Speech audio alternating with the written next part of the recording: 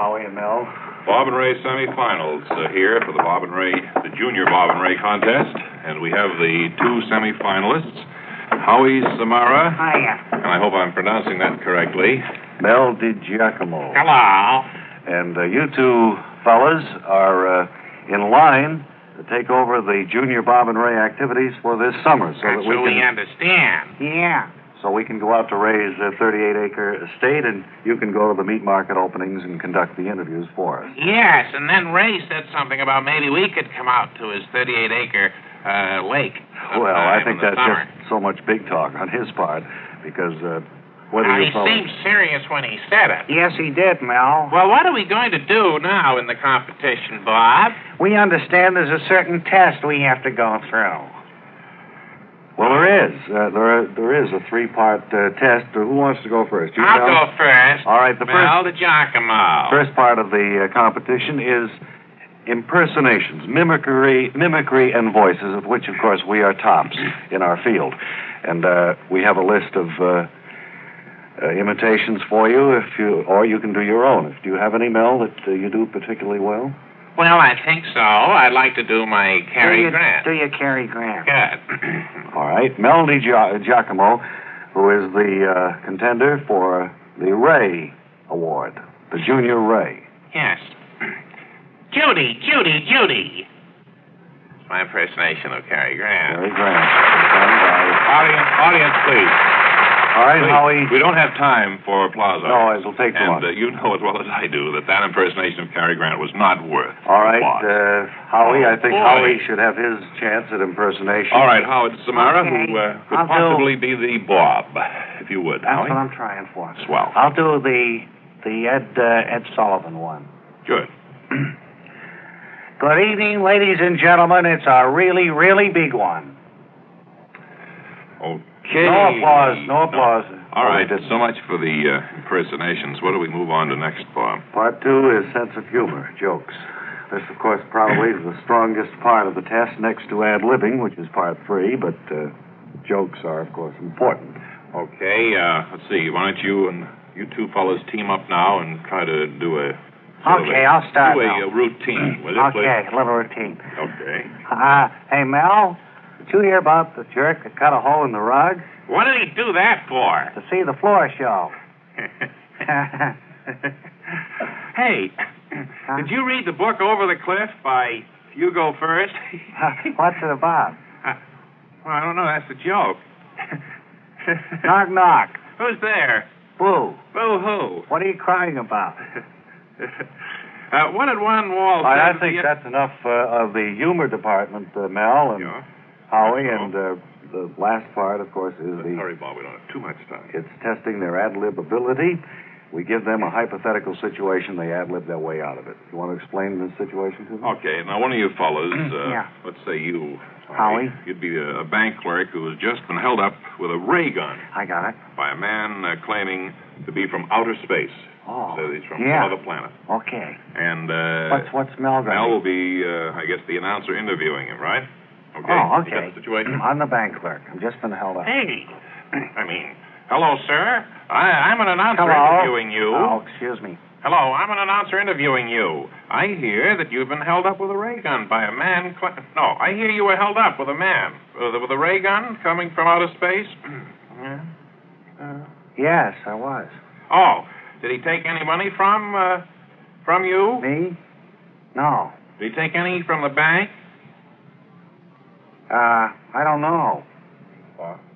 Yeah. You fellas, would you hold it a second? Yeah, sure. Bob, step back here a little bit. Yeah. What are you going to do with him? I think they stand Are you very going to good. be polite, or Well, I think for time purposes, we better just tell them we'll get in touch with them if we need them. why don't I do it? Once again, ladies, the popular feature, Hazel Hunsford's Household Hints. Miss Hunsford's widely syndicated column has lightened the drudgery of homemaking for millions of American women, and I presume you have another of your famous life-saving tips to pass along today, Hazel. Hazel, what are you doing standing on the chair there? I was just noticing the cobwebs you have up in the corner of the ceiling. Well, I wish you'd come on back down. I don't think our insurance would cover you if you fell. You know, all right. Yeah. A broom wrapped in velvet is the best way to get the place clear of ceiling cobwebs. The cobwebs cling to the velvet. You can make your own broom cover or just use a party dress that's due to be sent to the cleaners anyway. Yeah, well, we have a night janitor who gets rid of the cobwebs here. I don't know whether he uses a party dress or not. Now, about your household hint for this week. Well, anyone with a janitor or a maid would be wise to stick a spare door key to the bottom of the door with chewing gum. That way, the servant will never be locked out. It can also save you some frustrating moments if you ever discover that you've forgotten your own key. That is a very good idea, Hazel, but what we wanted to find out... Any reputable brand of chewing gum will do. I use Juicy Fruit myself. I understand that today's household hint has something to do with getting rid of kitchen odor. Well, that's right. It's a rather complicated hint to demonstrate. Now, I've set up this 3-burner hot plate over in the corner of the studio. Now, that's to create the undesirable odors so I can show you how to get rid of them. Uh-huh. I notice you have a head of cabbage in a pot on one burner there. That looks like pig's knuckles and sauerkraut on the second burner.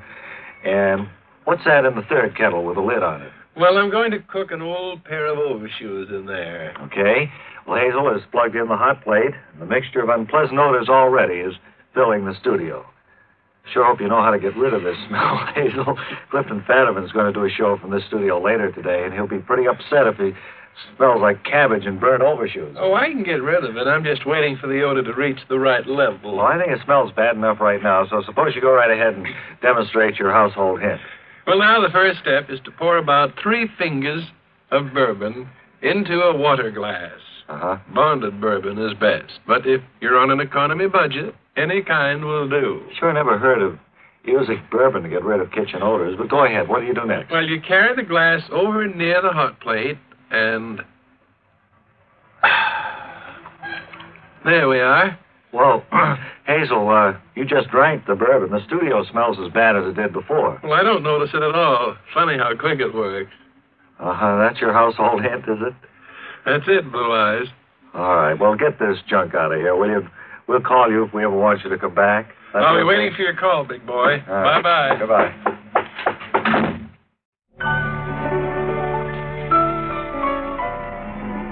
And now, the United States Mint, makers of money, invite you to join us for another dramatic, true-to-life story from the files of the Emergency Ward.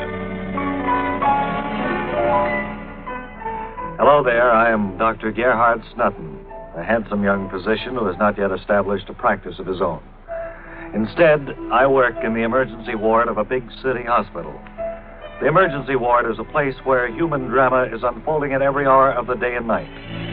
Take the other evening, for example. I was sitting at my desk, leafing through a medical textbook, when my assistant, Nurse Roothouse, turned to me and said, An Introduction to the Human Skeletal System.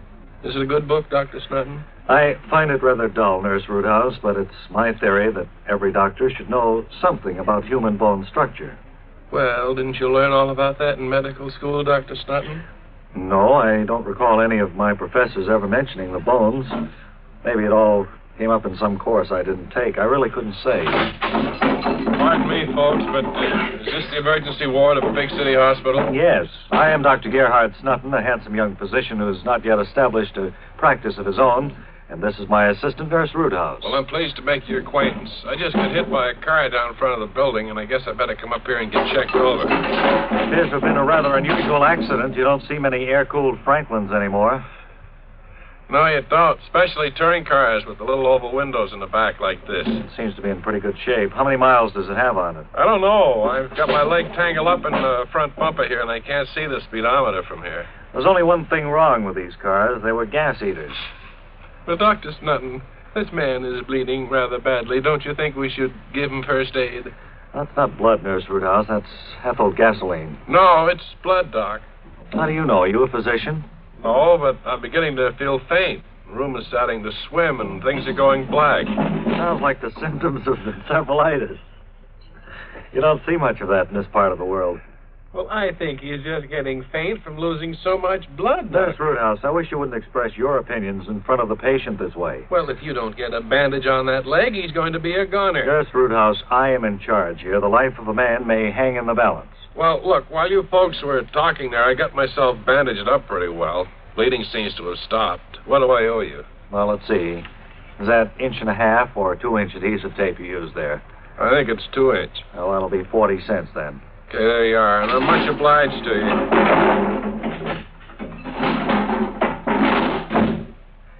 Well, nurse Roothouse, once again, we can mark down in our case book, patient released. Cured. This week's exciting story from the emergency ward has been brought to you by the United States Mint, makers of money. Remember, friends, regardless of your circumstances, for sheer wealth, there's no substitute for money.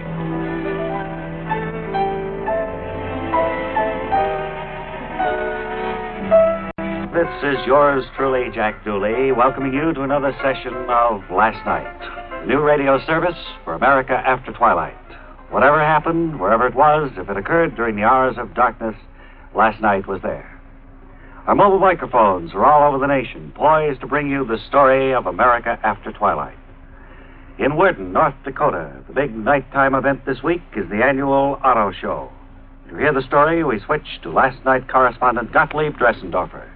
And this is Gottlieb Dressendorfer speaking from the high school gymnasium in Worden, North Dakota, where the big auto show is in full swing. The manager of the show is here beside me, and I must make the observation, sir, that you don't appear to have many people here in the gym tonight. Well, there's a very good reason for that. If you look very closely, you'll see that all of the cars we're displaying are 1955 models. And there aren't many pigeons around who will pay 4 bits to look at a bunch of cars that are 2 years old. Well, is there any particular reason why you're displaying 1955 cars here in the 1957 show? Yes, the train bringing the displays out here was snowbound for almost 2 years, just this side of Bismarck. We figured that the people in this area were such squares that they'd pay to see the cars anyway, but boy, we sure made a mistake. And that's the story from Worden, North Dakota. Now, this is Gottlieb Dressendorfer sending it back to Last Night in New York. The glitter of new cars in the far north, the glitter of neon in the deep south, where the glittering lights turn night into day along the streets of Miami Beach. Last Night is on the scene, and we switch to correspondent Buford Crawley in Miami Beach. Well, this is Buford Crawley in Miami Beach, a city that seems to go full tilt 24 hours a day.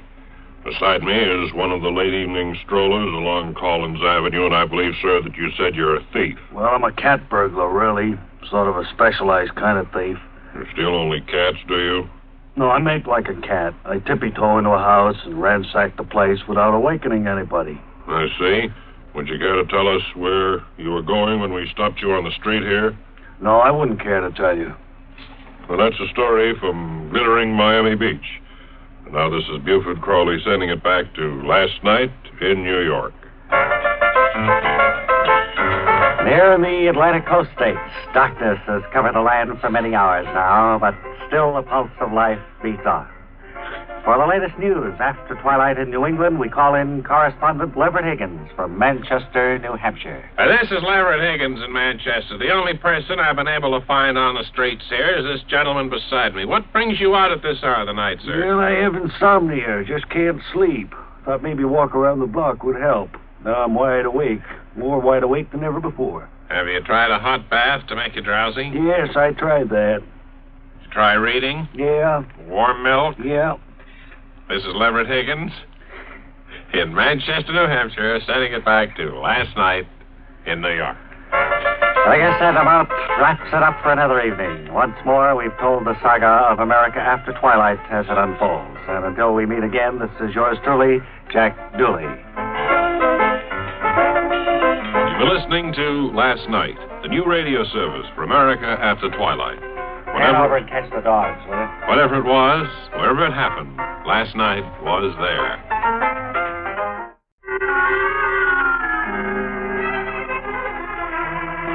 And it's time now for Bridget Hillary and the news. The dramatic, true-to-life story of a girl radio reporter who dares to tell the truth in her hard-hitting weekly broadcasts. As our scene opens today, Walter Edgley, the 16-and-a-half-year-old president of the Staten Island Bridget Hillary Fan Club, is just entering the rehearsal room of the Amalgamated Broadcasting System.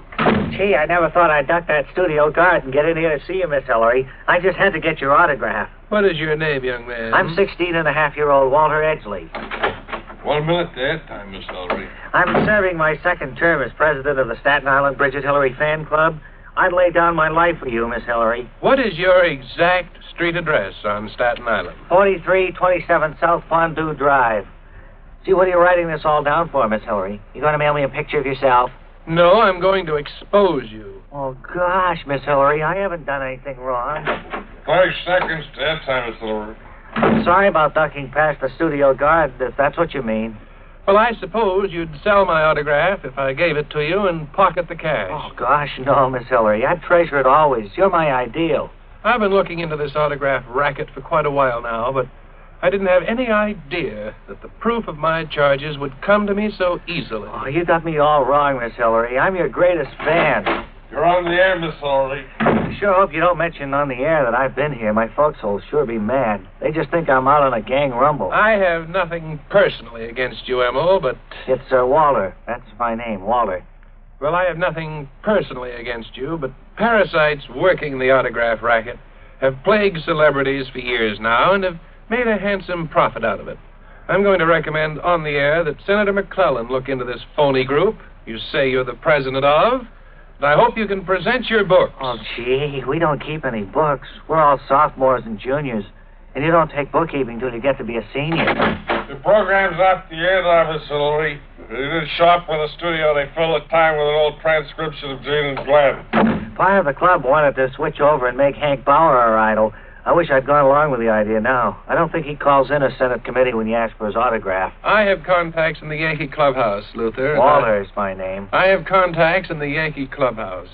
And I've heard about this racket of yours sooner or later anyway. I guess I was doomed from the word go then. I feel sorry for you, Peter.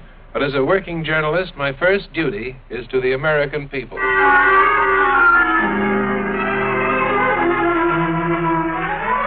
And so Bridget appears to be on her way toward smashing another racket plaguing our country.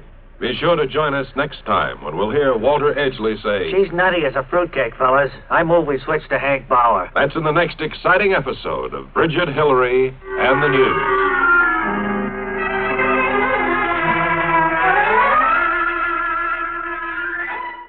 The Wallabies are trying to make the first round-the-world voyage in history by rowboat. Last week, they were in Miami Beach, and we had really expected them to be home for this broadcast. In fact, we have had a brass band standing by since Thursday to greet them, but they haven't shown up. Well, it's not a brass band, really. It's more of a gypsy string quartet we picked up from a roadhouse in New Jersey that went bankrupt. Well, the main point I'm trying to bring up is that the Wallabies aren't here yet. Apparently, they've run into strong headwinds, and so once again, we'll make our contact by shortwave radio. That is, if you have the transmitter warmed up there, Bob. Yes, I'm all set to go here any time. This is Bob and Ray at NBC New York calling the rowboat Elizabeth Louise. Come in, Ed and Montmorency Wallaby. This is NBC New York calling the rowboat Elizabeth Louise. Come in, Ed and Montmorency Wallaby. This is the rowboat Elizabeth Louise. Hello, New York. Do you read us all right up there? Yes, you're coming in fine. We'd sort of expected you to complete the voyage this week. What happened? Well, the very cold weather had slowed us down a lot. We really aren't outfitted for it, you know. Well, the weather isn't particularly cold here in New York, Ed. Where are you? This is Montmorency. We've landed on what is apparently the coast of Maryland, and believe me, these folks are having about the most rugged winter they've ever had. Snow and ice all over the place. Snow and ice in Maryland at this time of the year? Well, we figure it's Maryland, yes. The people we've met keep referring to it as Labrador. I guess that's the name for this particular section, though, here. Ed is keeping the charts, and he figures that we're about 40 miles from Baltimore. Well, excuse me, Montmorency, but did I understand you to say... This is Ed. Did I understand you to say you're in Labrador? That's right, and you wouldn't think that there was an area this wild and remote so close to New York. The people all live in houses made out of ice and snow. It would make a great ski resort. A smart promoter could make a lot of money here. Well, I don't know just how to tell you this, but Labrador is nowhere near close to New York. In fact, rowing up from Miami, what you've done is you've gone right past New York. I don't see how you could have missed it. Well, the trip seemed a lot longer than we expected, but Ed said he was sure this is Maryland. Well, it isn't. You overshot the mark by a couple of thousand miles, Montmorency. Well, this is Ed. Does New York have a lot of great big buildings in it? And is there a great big statue of a woman out in the harbor? Yes, sure. That's the Statue of Liberty. Well, I guess that's where I made my little mistake in navigation then. We went past there on Wednesday afternoon. I thought it was Norfolk, Virginia. Well, I'd suggest you turn around and head right back then. After all, you're supposed to be racing against time on this voyage. I don't know whether we can get out through the icebergs or not. I suppose we can give it a whirl. Well, I wish you would, and I might add that your stupidity is almost unbelievable. Well, we've gotten to be pretty good at spearfishing, too. Well, we hope to have you back here by next week.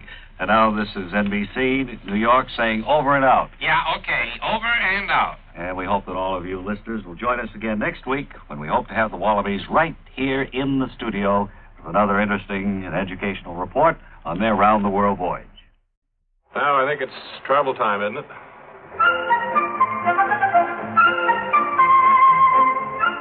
Hello again, this is Tom Lowell, your world-renowned travel man, here to answer travel questions sent in by listeners on This the World of Travel. Are you ready with the questions, Ben? Yes, I'm all set. And Mr. the Lowell. first question, please. When traveling on a train, is it a good idea to sit over the wheels? Well, it chafes a bit, but if the average traveler is hardy and doesn't mind the discomfort, why not? Go ahead and sit over the wheels. I'm sorry, you through? Yes. Is Dodge City safe these days? I don't think a vacationer would have to worry about that, Ben, except when there's a cattle drive going through town, and at such times, some of the men in the cattle drive get a little ornery and smash up a few of the cocktail lounges in the area. But no shoot-ups or anything like No. that? No. The old law whereby the sheriff had to give each newcomer to town a pistol is no longer in effect. Good. Mr. Lowell, if a person wanted to relax and live to a ripe old age, where would he go and what would he do? Well, Ben, if I wanted to live to a ripe old age, I'd probably spend 6 months on each of the 1,000 islands. Let's see. Well, now, with atomic-powered passenger lines being built these days, liners that is, how will a traveler be able to distinguish between the atomic vessels and the standard passenger liners now in service? Well, the best way to find out what kind of power a ship is using is to watch the crew around sailing time. If they abandon ship, it's a pretty safe bet the vessel is using atomic power. Right. And is the Trombone Festival in Stanchart, Maine, anything to see? Yes, it's something to see, all right. Especially the Grand March, with 7,600 trombones being played at once. But I would warn the vacationer, with 7,600 men pushing those sliding things back and forth on the trombones, they'll cut down everything in front of them. They'll get in their way. I see. Well, now let's see. Maybe one more question, Mr. Lowell. Could you tell us something about the Sweet Music Festival? Yes. As always, held at the Bubbling Springs, New York. And if any of you listeners out there decide to visit the Sweet Music Festival, please say hello to the festival's gracious new hostess, domestic champagne woman, Laura Lee Williams. Congratulate her. Thank you, Mr. Lowell. I think we're running out of time, but you come back next week, you hear? We have several questions that we want to ask you. I'll do that, Ben. Thank you, and so long for now. Keep smiling. Who does he call Ben, anyway? His announcer, I guess. Oh. Wally Ballou today is standing by at a filling station, and a very unusual filling station it is, too. It is owned and operated by a woman. At least I gather that by the name of it. It's called Elsie's Filling Station. It's on Park Avenue here in New York City, right in the heart of downtown New York. So, Wally, come in, please, with another remarkable on-the-spot interview. Elsie's Filling Station here on Sam Engineer. This is Wally Ballou speaking from Elsie's Filling Station here on Park Avenue in New York City. I'm standing just below the hydraulic lift, which raises an automobile to a height of 7 or 8 feet so that the attendant can get underneath to lubricate the parts that need lubrication. At the moment, no lubrication is going on here, and someone is, however, seated in the automobile on the lube rack, as we call it. And I'm going to see if I can get a few words from him. Will you yell down your name, please? Harlan Poster. And, Mr. Poster, how long have you been sitting in the car on top of the rack here? I've been here 4 days and 3 nights now. And what I'm trying to do is to set an all-time world record for sitting in an automobile while on a hydraulic lift. Well, now, the record as I remember it, and I'm not too sure of my facts, is 6 days, 8 hours, and 10 minutes. Yes, that was set back in the old days before they had a hydraulic lift. It was, they used to have to crank the car up. But I think that with all the modern facilities that we have nowadays and ways of getting food up to me, food and water and ice cream and grapes, that I could stay here for at least 2 or 3 weeks. Well, that's what I'm planning you certainly on. started The out only well. thing that I'd have to worry about is the pressure going out of the hydraulic system, and that, of course, would be purely mechanical. Yeah. It wouldn't be my fault. But nonetheless, if Well, I you do don't come look- down for any reason at all, it certainly will not be a world record. Well, I don't... in other words, if something happens that I don't stay up to, Yeah. cannot be directed, I see. attributed to me directly, Then it's not your fault. Still not a record. I know, No matter what anyone says. Right. What I want to do is to set a world record that Yeah. will stand, that I can be proud of, that my kids can be proud of. Yeah. That other people in years Wow. to come, when they check the records, will know they did it honestly and fairly. That's all I want to do. Let me ask you this, Mr. Poster. Any questions? I know that they also used to have a device which a car would drive over and the attendant would go down some steps into the pit. You know what the record for grease pit setting is? Well, let me see. Yes, I do. I think that somebody sat in a grease pit one time for 11 continuous days over a 1928 Hupmobile. But that wouldn't affect your record here Or because rather you're on under a a 1928 Hupmobile. you're on a hydraulic lift at 7 or 8 feet up in the air. Tell me, how does Elsie feel about your utilizing the mechanics of this hydraulic lift so that she can't have cars greased here? Oh, no, that's the guy's last name, Roland Elsie. Oh, it's a man. Well, we had our facts. Don't make that mistake in front of Elsie. He'll drop you. I mean, he's tough as nails. It's Mr. Elsie That's right, that we yeah. credit. Yes, that's right. And so this is radio's highly regarded Wally Ballou from Elsie's filling station on Park Avenue, New York City. Returning it to Bob and Ray.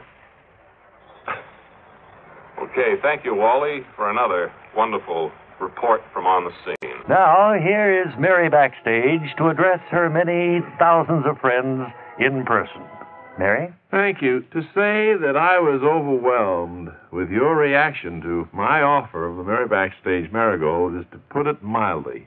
We here at the Backstages are so excited that you want these marigolds that we just can't contain ourselves. We're so delighted. We know you'll be thrilled to pieces when you see your Sunset Giants mixed colors.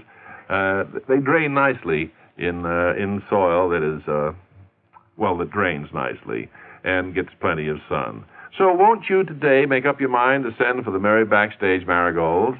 Just send a self-addressed stamped envelope to Mary Backstage Marigolds, WOR, New York, 10018. You'll love them. Let me repeat that address for you, Mary Backstage.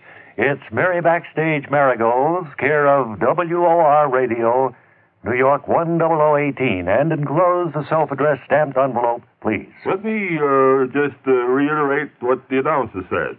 If you like the Mary Backstage Marigold offer, send for yours today. And send before midnight so you won't forget. Fine. And be sure to listen for Mary Backstage tomorrow when our story continues and we'll hear Greg Marlowe say, I have a great new play for you.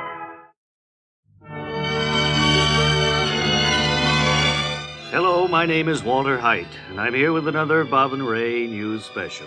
7 months ago, Thor Benson set out in a raft from Catalina Island in an attempt to determine how far the Morrisby warm water stream extended into the Pacific. Yesterday, Mr. Benson drifted into Japanese fishing waters, and the situation is tense. For a report on the tenseness of the situation, we take you to a pleasure boat near Moonlicky Bay and Larry Laser. Come in, Larry. Hello, Waldy. Can you hear me? Not very well, Larry. Well, I'm aboard a pleasure boat, Waldy. What's that, Larry? A pleasure boat. I'm aboard a pleasure boat near Moonlicky Bay. I got that news over the teletype, Larry. Are there any new developments on the Thor Benson situation? A pleasure boat, Waldy. Where, Larry? A pleasure boat near Moonlicky Bay. Can you see Thor Benson from your vantage point? Yes, Waldy. I'm on a pleasure boat, and I can see Thor Benson. He's still on the raft. On the what, Larry? He's still on the raft. He's in bad shape and won't accept any help. Why is that, Larry? Benson is out to prove that one man with a month's food supply can drift out into the Morrisby warm water stream and back again. I see, and since he started out on the Morrisby warm water stream 7 months ago, he's had no food for 6 months. Oh, that's right, Waldy. And that's how this international incident started. Benson drifted into Moonlikey Bay and started to fish. Wasn't there something about Benson catching a seagull? That's right, Waldy. He caught one in Japanese fishing waters and was spotted by the Japanese Coast Guard.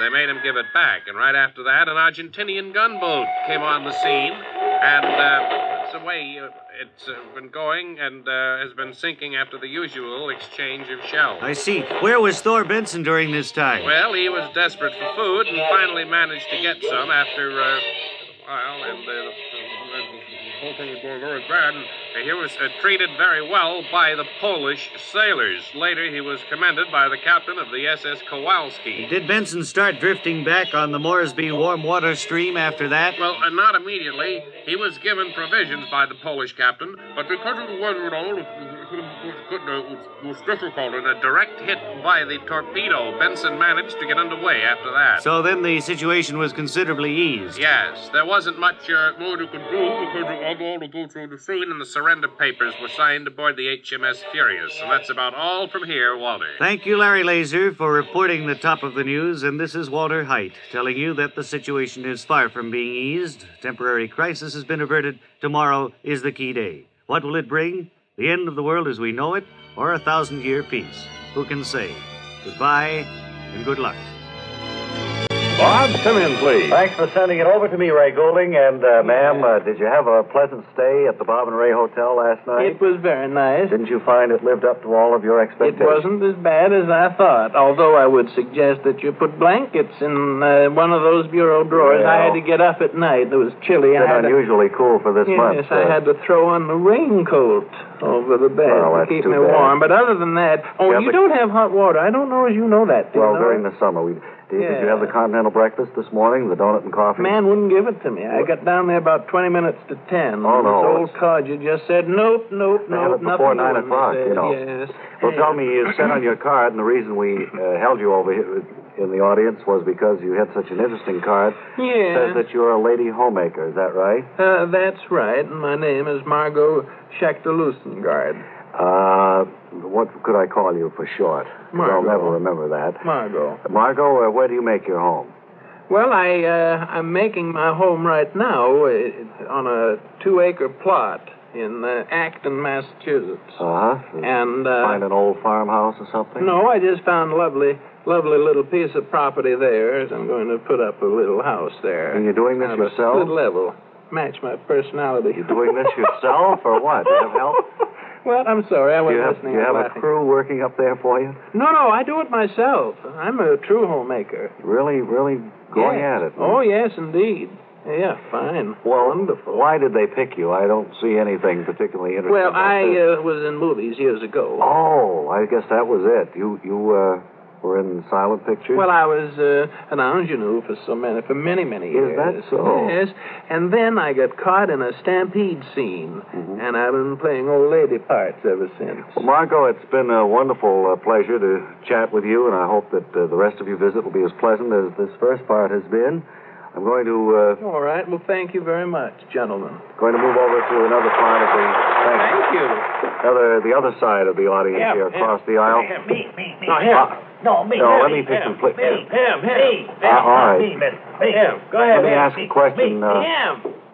All right, with you, I guess they were pointing at, sir. Would you like to be held up for ridicule? Yeah, I wouldn't mind. Okay, would you stand up in the aisle here? Okay. Swell. Well, I guess we all can see why they... Well, he has little bells on his shoes. On his no shoes wonder there. He's being held up for ridicule. This, what's the reason for this, sir? Well, I don't know. It's kind of an attention-getting device. Plus, when I can always get a seat in the subway. When the doors swing open, I step on with these shoes with bells on them. Everybody gets right out of that car, and I have it all alone. I can well imagine. All by myself. Well, thanks for coming here today, and I hope you enjoy the show. And Thursday is usually Audience Talent Day. Do we have anyone in the audience with talent that they'd like to display? Lester McAck. Lester McAck. Yes, sir. And where's your home, Lester? I'm from Trenton, New Jersey. You're not too far away from home, then, are you? No. Can you move in a little bit closer here so we can hear every word you have to say? All right. McAck, what kind of a name is that? I think it's kind of Scotch and Peruvian. I guess some kind of a combination. Something like that. I don't know. I remember my grandparents discussed it one night, but... They were disgusted one night by what? No, they were discussing it. Oh. And I couldn't make much head and tail out of it. Well, now, you said... Yes. You said on your card that you are a tap dancer, I believe. Well, I'm trying to be. Oh, you haven't become a professional as yet? No, not yet, no. But you appear anywhere tap dancing?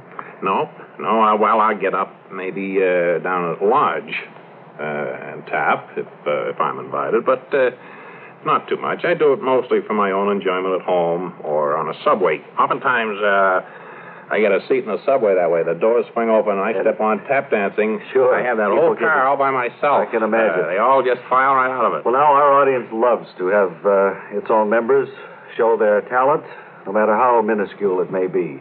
And I think What's now, I say our audience members love to see one another get up here and perform, no matter whether they have talent or not. Oh, I like to say something about minuscule, because I'm Scotch. Oh, no. Well, let's hear you give us a little example of your tap dancing. Mr. Music, would you give him a little background, please?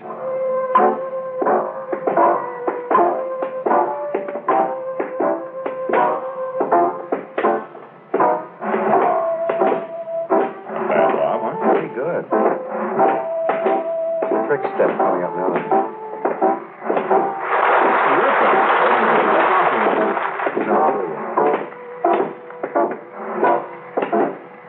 Remember, the number to call is Lexington 2, and we'll be checking through for an hour after the show. Great, Lester. How long does this go on, Lester? I'm getting a little bit bored with it at this point. Oh, I can start anything. Do you have a big finish on this one? I don't know how to finish it. I wouldn't advise you to go into this professionally, but as long as you can have fun with it, I guess it's okay. Well, thanks a lot. It's all right. I hope we've helped you on your way to stardom. Never can tell, but if I reach stardom, I'll never forget who gave me the start. Who? You fellas. Oh. Yes. Well, if you get there, be sure to have fun.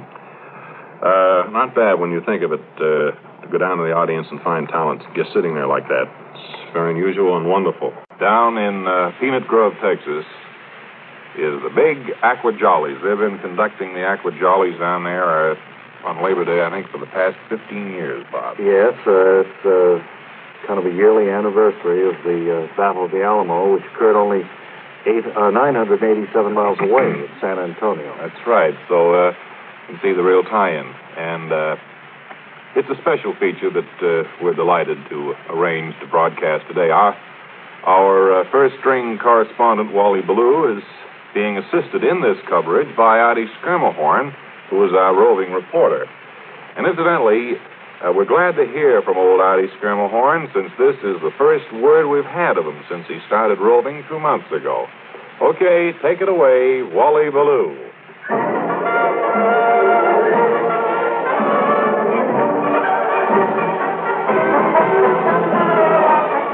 This is Wally Ballou, winner of 27 Diction Awards and Silver Voice Special Correspondent, speaking to you from the shores of the Mammoth Lagoon at Peanut Grove, Texas, where the annual Aqua Jollies are now in progress. On the opposite shore is Artie Skirmahorn, and I'm going to call him in now. This is Artie Skirmahorn on the opposite shore of the Mammoth Lagoon at Peanut Grove, Texas. Incidentally, if you've been wondering where I've been for the last 2 months, fellas, I've been roving around, nosing here and there, looking for interesting things to cover. It was just yesterday that I ran into old Wally in the Stardust Cafe. He was, This is Wally Ballou, and I'd like to describe for you the setting of this beautiful pageant. On a sort of an island in the middle of the lagoon is a replica of the famous Alamo, surrounded on all sides by pure water, representing the desert outside San Antonio in the old days. The gallant defenders are waiting tensely for the attack, which is about to be launched by the Mexican Army and their Indian allies. How does it look from your side, Artie? It looks mighty tense. Thank you very much. And now here they come, and the attack is beginning. Here come the Comanche Indians, insane with the fury of battle. There are hundreds of them, all on water skis, drawn by a regiment of fiberglass boats propelled by outboard motors. Now, The defenders of the Alamo are coming out to meet the Indians. Artie, can you pick it up from there? The brave defenders of the Alamo are coming out to meet the Indians. The defenders are enacted by hundreds of beautiful girls. And here on today's show, we had planned to present the first episode of the Traveling Bedloes. Well, this is radio's first 3-minute situation comedy, but we thought it would be nice if we told you a little bit about the show first. And we thought, too, it would be a good thing if you could meet the members of the cast assembled here on stage. Mm-hmm. Well, first, the show. The Traveling Bedloes live in a trailer, or a mobile home, if you will. And they'll be the family next door. Of course, as is the case with most families who live in trailers, the families next door will be an ever-changing parade of mirth-provoking ordinary people. Even as you and I. Right. And so much for the show. Now the cast. First, there's Henry Bedloe. He's the husband of Norma Bedloe, father of Sandra Bedloe, troublesome teenager. Ralph Bedloe, a teenager who's quite troublesome. And finally, 6-year-old Jill Bedloe, who has a problem growing up. First, let's say hello to all the people we've mentioned thus far. And here's the man we've selected to play Henry Bedloe in real life, the great actor Parker Donovan. Well, hi, Park. And are you looking forward to doing the show? Sure. Gives me a chance to grow. An artist can stagnate doing plays on Broadway. That's why I'm happy this thing came along. For you folks out there, Parker is using his own voice now, but it will be different on the show. Yeah. Can you give us a sample, Park, something from the first script? Sure. Hey, Norma. Slow down when you go over the bumps. I've got egg on my face again. And they have a sample of the voice Parker Donovan will be using when he essays the role of Henry Bedloe. And also a sample of the humor you can expect, too. Now it's time to say hello to real-life actress Lucille Amy Packard, who will play the part of Norma Bedloe, Henry's wife and mother of Sandra, Ralph, and Jill Bedloe. Hi, Lucille. Thank you. Hello, Bob. Say, this role is a wonderful deal for me. Yeah. I know my agent gave you a difficult time, but what with all the wonderful offers I got, breaking all at once, you can understand my agent wanting the best deal for me. Yeah, well, he mentioned the fact that you were a mediocre actress and said he sincerely hoped that things would work out. He's a wonderful man, wonderful. Lucille, would you preview your Norma Bedloe voice, the one that you'll be using on our new show, The Traveling Bedloes? All right. This is the voice I plan to use on The Traveling Bedloes. I'll read part of the first script. Okay, all right? good, sure. Ralph, as soon as we come to the first stop signal, I'm going to have your father give you a lecture about hanging around the house in the afternoon. Amazing what you can do, Lucille, when you really put your mind to it. You're a real pro. And now, how about the kids? Okay, well, there's Elihu Rancid, who plays the part of teenaged Ralph Bedloe. Come on up here, Elihu. Say, this is the voice I'm going to use on the show. So, can I scram now? I got to pick up my dog. He flunked out of obedience school, and the headmaster can't get him to leave the place. Sure. That also is strict, as we say in the trade. So you can see how funny he'll be with qualified help. And then we have Myrna Sandifer, who plays the part of 6-year-old Jill Bedloe. Hello, Myrna Sandifer. Welcome to our show. Hey, Mr. Grovel. No, his name is Goulding and mine is Elliott. Say, do you know what the midget shouted when he was being eaten by the big bad giant? No, what did the midget shout, Myrna? Look at me. I got a view from the bridge. Of course, that's including that, the giant has to have false teeth. But my mother, Mrs. Sandifer, said I should say it anyway because I would be well-liked immediately. Well, I can see you have no trouble with a little trooper like you, Myrna. I get cranky in front of... Crowds?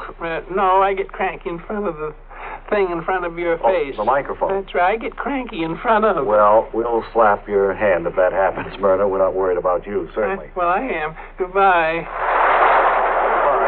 Now then, Bob, who's left to introduce? I think we went too far with it. I don't know if we have enough time, but we have to get introduced Sandra Bedloe, the other troublesome teenager. And then there's Frank, the handyman, who putters around inside the trailer, and there's Cora, the Bedloe's maid. And don't forget Eddie Balfour, Norma Bedloe's worthless brother. Yeah. And Dad Bedloe, the philosophical father of Henry Bedloe. And Aunt Hattie, the troublemaker. Oh, Bob, that's about all the time we have now, really. Yes, it is. Suppose we let our audience meet the balance of the Traveling Bedloe's cast on one of our subsequent shows. Meanwhile, I think this is a good start.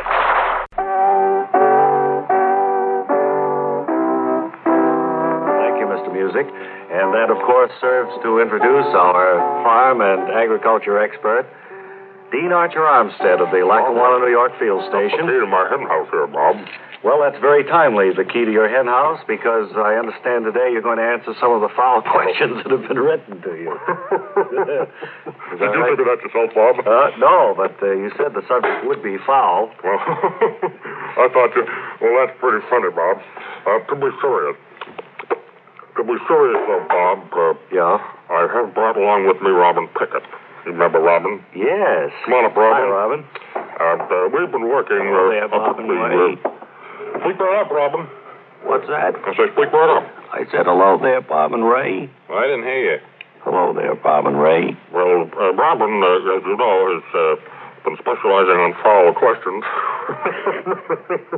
Get a little kick out of that, didn't you? Oh, that's a funny one. Yeah.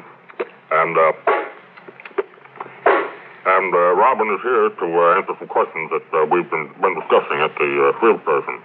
One thing you want to know, we have a record too. Robin, maybe you could explain to Barbara Ray and the listeners just what that record about the chicken visit is. Well, I don't know much about it, Dean, except that it's a chicken swallowing its feed. Well, Robin isn't too glib. That's about what it is. But we have a record of the gizzard wicket on this feed. And, an actual record of a chicken gizzard? Is that what you... You ought to hear this in stereo. Well, it's stereo. Yes, but you'll only hear it monoly, of course. But we have it in a stereo record. If I listen to it with both ears, I could hear it stereo. Right? Well, Bob, you're full of them today. Yeah. All right, well, would you play that record, please? All right, Dean.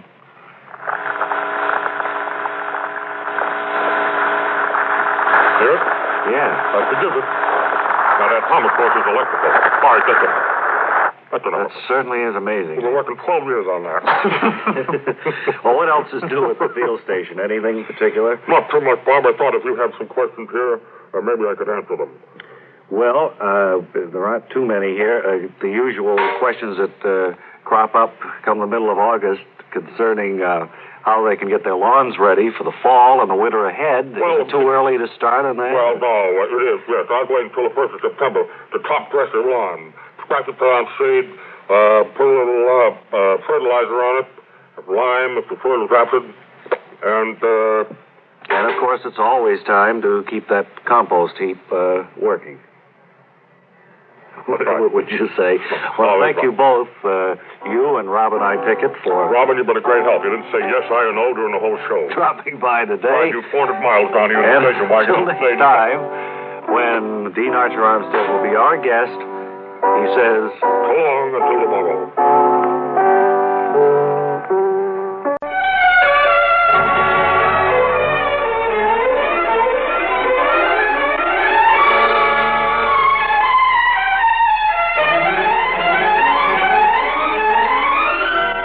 Welcome to This Place for Heroes, dramatized events in the lives of ordinary citizens who never gave in, but waged a fight against unfairness, duplicity, and corruption.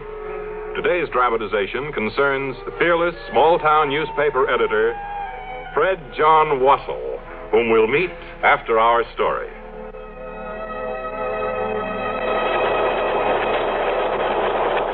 Alice, how's this for an editorial? It's time Turnberg stood up to them.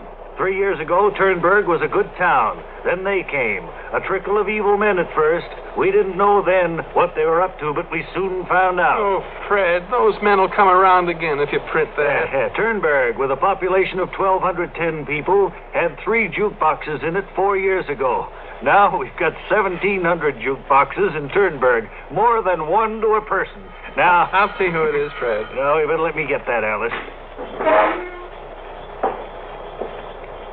Who is it? Better open up, Wassell. It's me, Fist Faraday. Alice, go home. You'll be safe there. Go through the back. But what about you, Fred? Do as I say, Alice. You think I'd like to go home, too? I'm no glory seeker.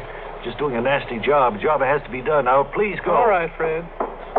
See you later. Open up, Wassel, or I'll just tear this joint apart. Door's open, Faraday. Come on in. Hello, small man. I understand you're writing another thing about me today. Faraday, I'm going to tell you something.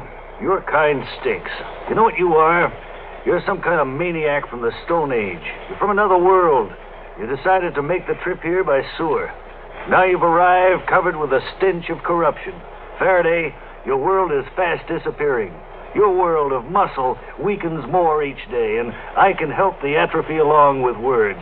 That's right, Faraday. Let your epitaph read, he was stricken by a typewriter.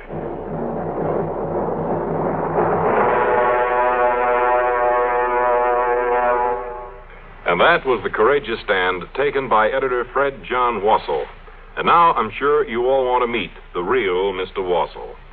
Sir, I'd like you to say hello to the many fans you've made with your magnificent display of nerve. Hello. I'm glad to be here. I understand the wire was removed from your jaw yesterday, Mr. Wassel. That's right, and I'm glad it was, too. Alice is teaching me to walk again. Now I can tell her to stop when I get tired. But all this that's happened to you, Mr. Wassel, it really isn't important. The important thing is that what the jukebox situation is like back in Turnberg these days, right? That's what we'd like to hear about.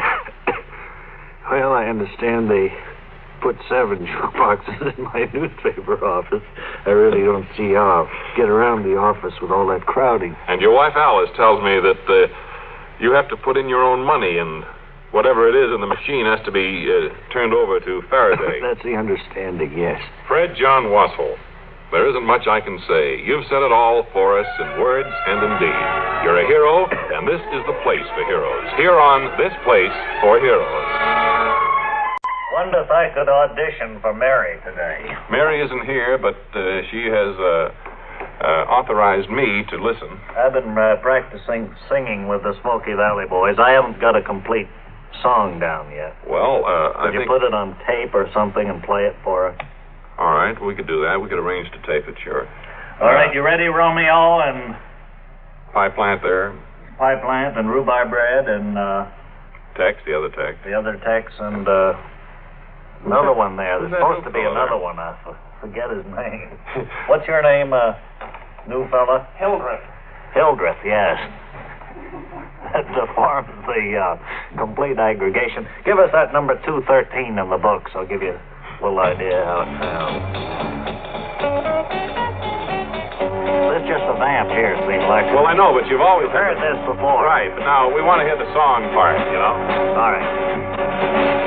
There was blood. There was blood on the... Wait a minute. There was... Oh, wait. I was trying to do blood on the saddle. Oh, well, you can't be doing I that. just never know when to jump in. There was...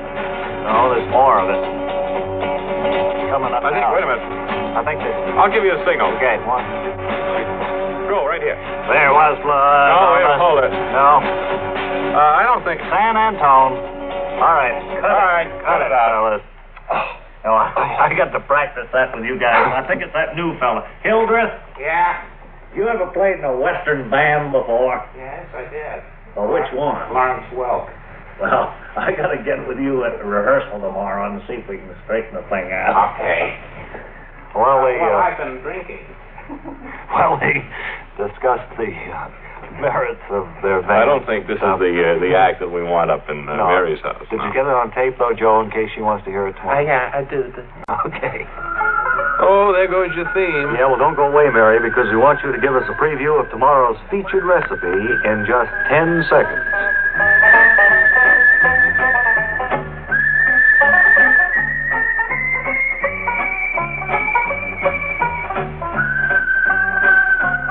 Now here's Mary with a preview of tomorrow's recipe. Then you cube a hunk of ice. That's it.